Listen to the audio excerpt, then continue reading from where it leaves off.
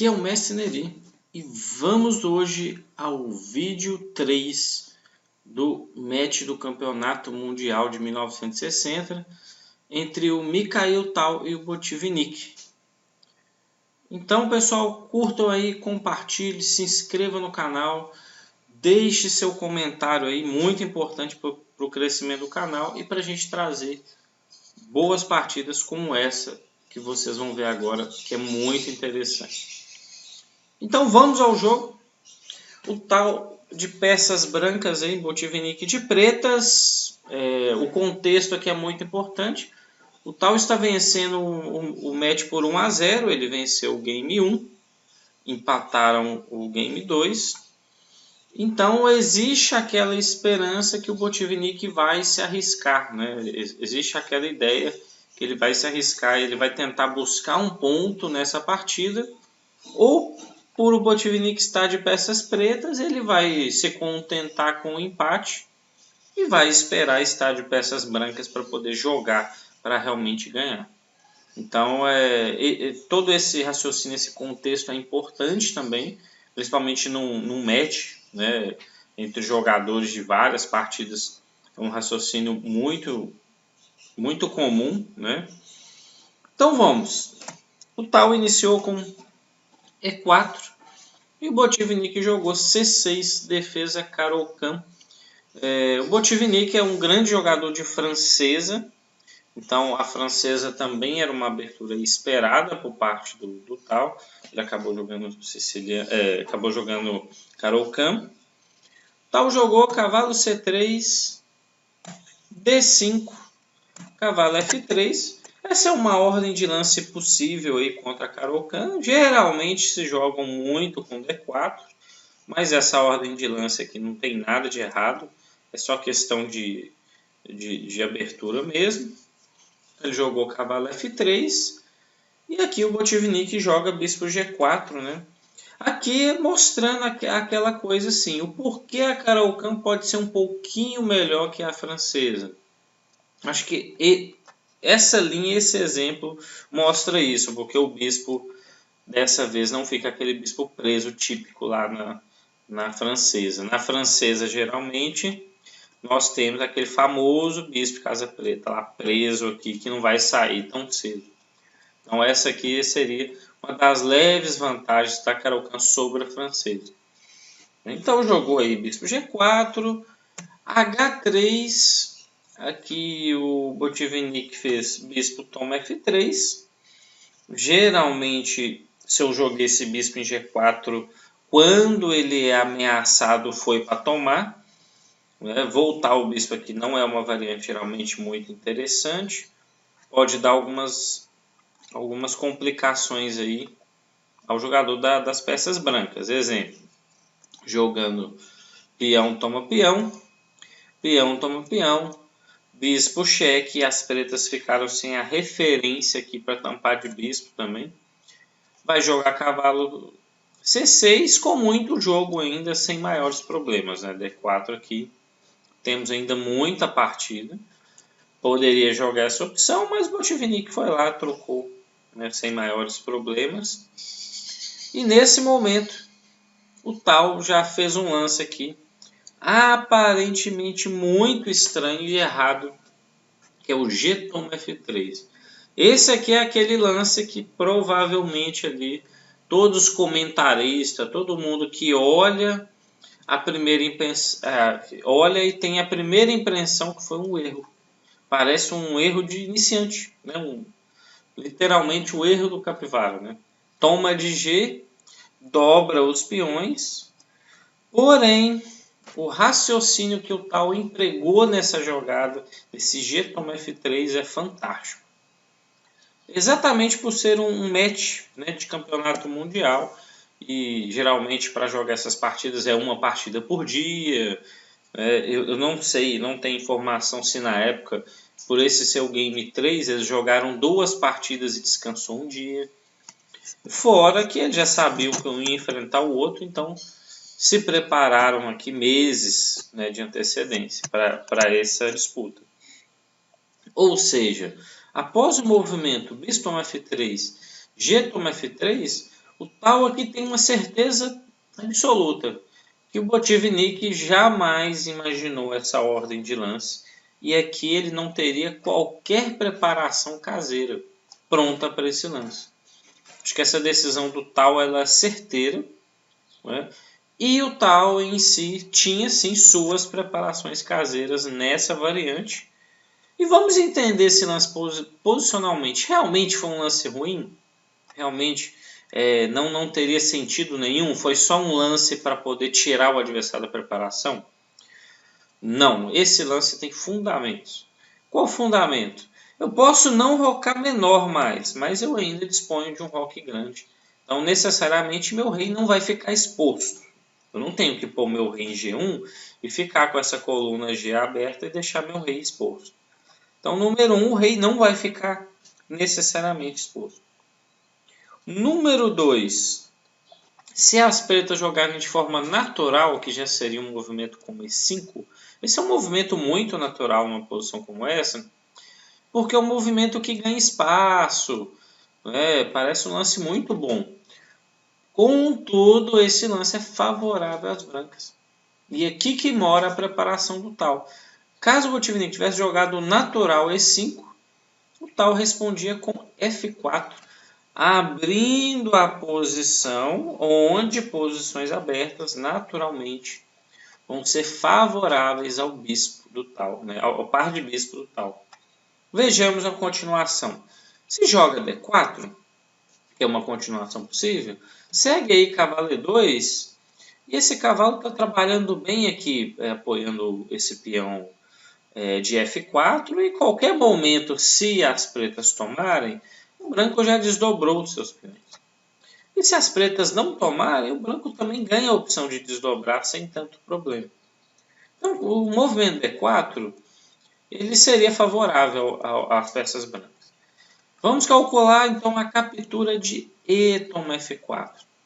Essa aqui, sem dúvida, também era muito favorável ao branco, porque o peão vai para a linha do bispo, bastava jogar D4.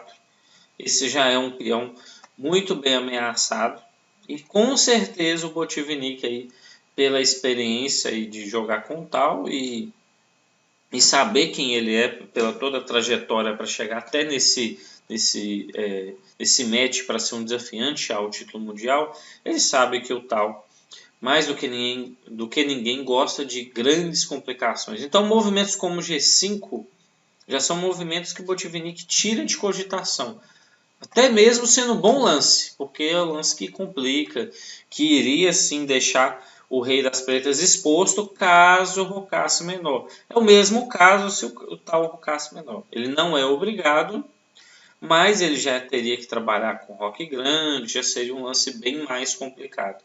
Então essas ideias de defender o peão, Botvinnik passa correndo, né? Porque seriam bem favoráveis à proposta de jogo do tal. E, por último, né, após esse G toma F3, se joga o E5, F4, vamos ver por último a opção aqui, D toma E4. O tal jogaria F toma E5. Esse peão está isolado, esse peão está isolado. Se jogar dama D4 para proteger o peão preto e tomar o peão de E, tal teria dama E2, dama toma E5, cavalo toma E4, com ameaças muito perigosas na frente do rei. Bispo E7 forçado. Outros movimentos aqui são muito perigosos nessa posição. E aqui o tal, né, tinha sua preparação caseira, o movimento D4. D4, se dama toma D4, o tal jogaria bispo F4. Está cravado. Está ameaçando um cavalo D6 poderosíssimo. Simplesmente aqui as pretas não poderiam tomar aqui o peão de B2. Esse tipo de movimento seria muito favorável ao jogador das brancas e seria muito dentro da proposta que o tal tem, que é complicar absurdamente o jogo. Ele ia tomar B2, ia fazer uma pressão na torre, mas o tal ia ter cavalo D6, está cravado. E para defender a torre aqui, basta tirar a torre, né? No caso, o tal já teria conseguido complicar bem a posição do rei das pretas. O cavalo não pode ser capturado, já ia ter que ir para F8 ou D8, já está sem roque. Ou seja, completamente dentro da proposta de jogo do tal, né, que é o caos. Então, Botvinnik não queria nada disso, né, e se caísse então essa linha, tomar aqui está dentro do que o branco propõe. Se cavalo F6 já é um lance que nem é permitido. Leva, cheque, né, rei sai e dama toma bispo. Um lindo sacrifício de dama, rei toma e cavalo F5. Essas duas linhas que eu mostrei são só um breve exemplo do que estava escondido por trás dessa ideia. Então, após, né, esse movimento G toma F3, né, esse movimento que tem esse cunho psicológico imenso, Botvinnik aqui jogou muito bem dentro da sua proposta e ele não jogou esse natural E5. Botvinnik jogou E6 com a ideia de jogar uma partida fechada e no longo prazo tentar explorar essa possível debilidade branca, esses peões dobrados. A ideia do Botvinnik foi solidez, né? Tomar isso aqui horroroso já daria a chance do branco desdobrar imediatamente e aí o preto não teria qualquer forma de aproveitar isso. Então o lance E6 do Botvinnik foi um lance bem forte, bem dentro da proposta, né, de jogar um jogo seguro, de não entrar nas complicações, que é a forma que o adversário, né, o tal, gosta de jogar. O tal seguiu ganhando o centro com D4, cavalo D7 do Botvinnik, lances típicos nessas posições de Caro-Kann para jogar C5, também na posição de francesa. Bispo F4, o tal desenvolve aí mais uma peça, e já que eu não vou rocar pequeno, roque grande é uma opção, e Bispo F4 é um lance que entra dentro dessa proposta. Botvinnik jogou Bispo B4, Bispo B4, faz a cravada, e o tal aqui cometeu um leve erro, que foi jogar o peão H4.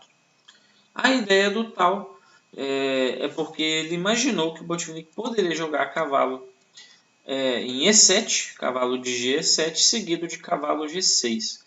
E a ideia dele é que se joga cavalo de G7, ele iria responder esse movimento com H5, não dando a casa para o cavalo.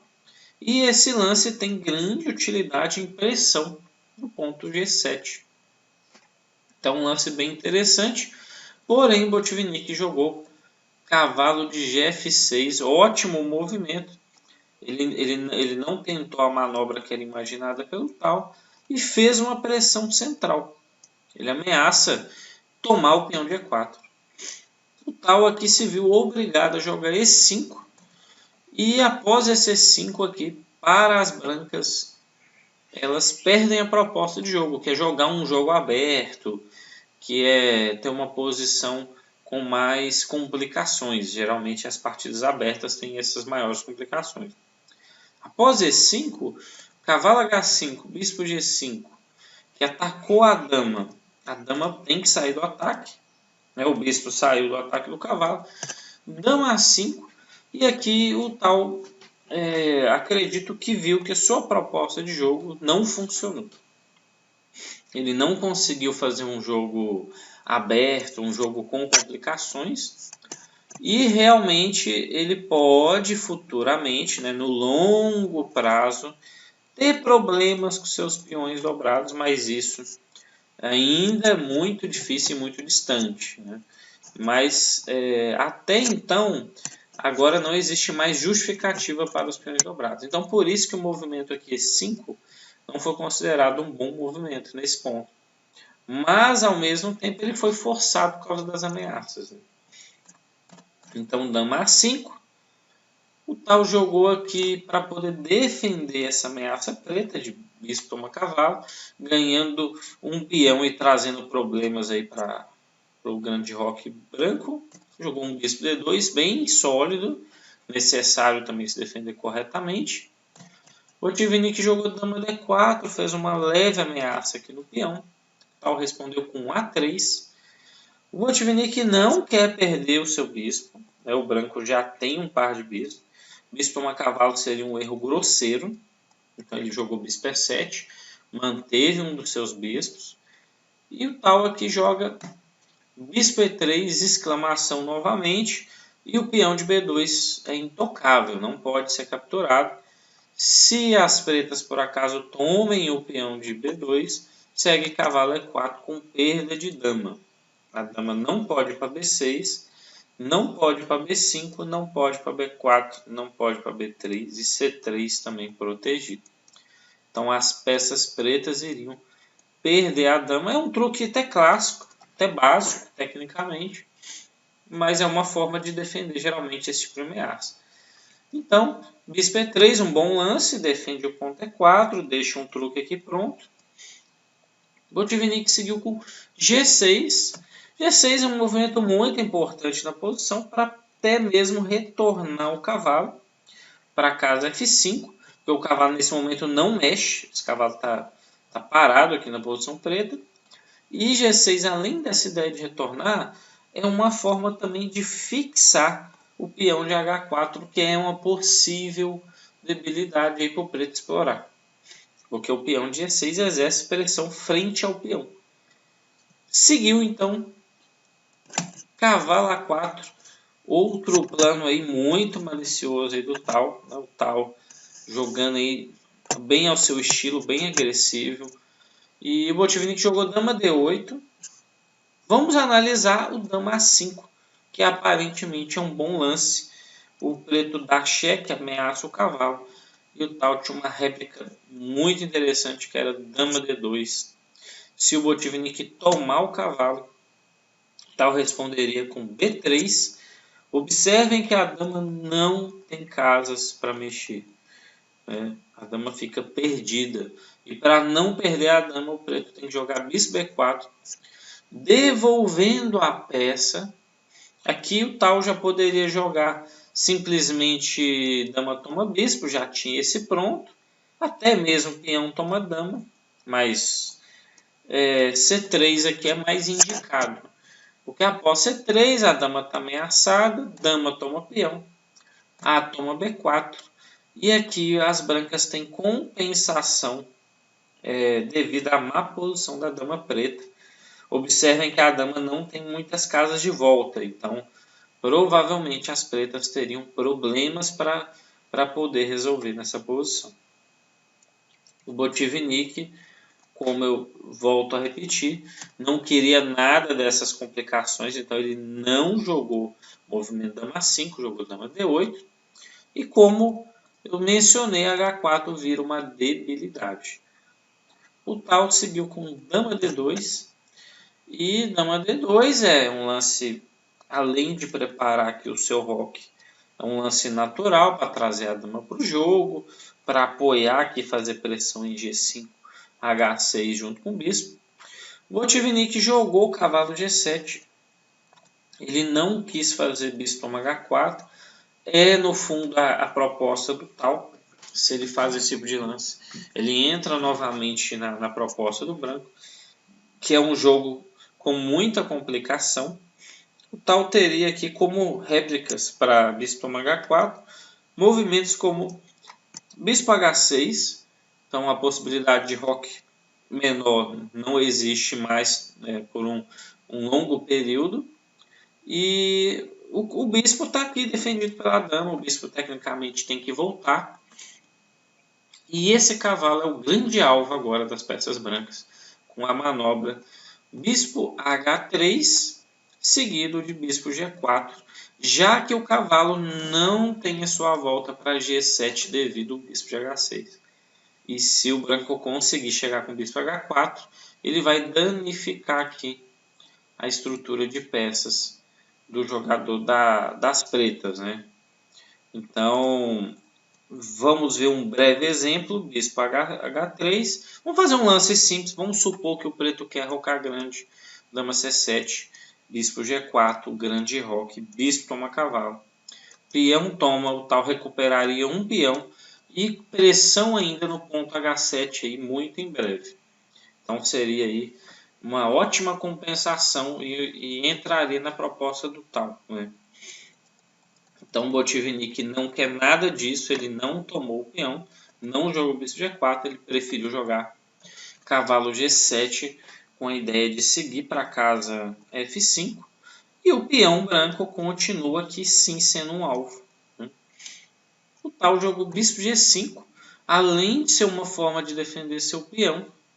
Esse lance é um lance muito interessante, as pretas não devem capturar, se capturar o peão de H vai para G e o peão de H7 aqui vira um alvo para o branco tentar explorar.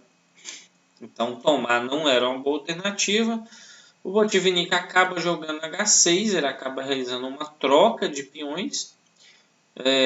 No fundo aqui favorece o plano branco porque ele consegue trocar a debilidade de H pelo peão de H6. Então bispo toma H6. Já teria aqui bispo toma, mas o cavalo por enquanto ameaçado ainda não posso. Então cavalo F5 atacou o bispo branco. Bispo F4. Não é permitido o bispo G5 nesse momento, porque a torre está solta em H. Então se bispo G5 seguiria bispo toma bispo, se H toma cai a torre. Se dama toma, segue dama por dama. H por dama e torre toma torre, vantagem também decisiva para as pretas. Assim, bispo F4 é forçado. E as pretas tomaram com torre. Torre toma H4. Tal faz torre toma H4. Cavalo toma H4. Fez uma pressão no ponto F3. E o tal aqui dentro dos conceitos que a posição pede. Ele não foi defender o peão e jogou grande roque. Pois realmente o que o branco precisa era terminar aqui o seu desenvolvimento. E se as pretas ousarem tomar esse peão, elas vão gastar alguns tempos preciosos aí defendendo esse cavalo que vai ser alvo aí das peças brancas, né? Então ele preferiu aí, após grande roque, jogar B5. Preferiu não tomar esse peão. E o tal aqui com a sua proposta de jogo, né, buscando complicações ali na posição, jogou o movimento cavalo C5 sacrificando um peão, pois o cavalo tem apenas uma defesa e nós temos dois ataques aqui com peças pretas. Dessa vez o Botvinnik aceitou, ele fez aí cavalo toma cavalo, D toma cavalo, bispo toma C5. E o tal jogou bem simples aqui, bispo E2, defendeu o ponto F3, mas principalmente a ideia do tal é a passagem da torre de D para agir na coluna H, né, para buscar contra-ataque. As pretas jogaram bispo E7, preocuparam muito com essa ameaça aqui no ponto G5. Também tem uma espetada aqui além do tema de torre H1 e torre joga na coluna H. O branco dispunha desse lance. Então as pretas, após o movimento bispo E2, não podem nem sonhar em tomar o peão. Se tomasse esse peão, temos aqui esse tema, né, com um bispo G5 dando trabalho, né, para as peças pretas. E também teríamos até um pequeno cheque descoberto, né? Seria um tema de ataque descoberto, não seria cheque. Teria um bispo por B5, e essa peça também está caindo. Então tem muitos temas na posição. O Botvinnik jogou bem, de forma bem cadenciada, bem segura. Não quer entrar em nenhum desses diversos temas aí que o branco está ameaçando. Após bispo E7, tal joga rei B1. Além de ser um lance típico em posições de roque maior, é um lance que o tal começa a pensar em jogar um C4. Logicamente a dama não pode estar na frente. Vamos fazer um lance aqui, exemplo, torre B8. Caso o branco jogue em dama E1, o branco está ameaçando aqui alguma coisa como C4, porque após a captura teríamos temas de bispo toma aqui por causa da linha da dama.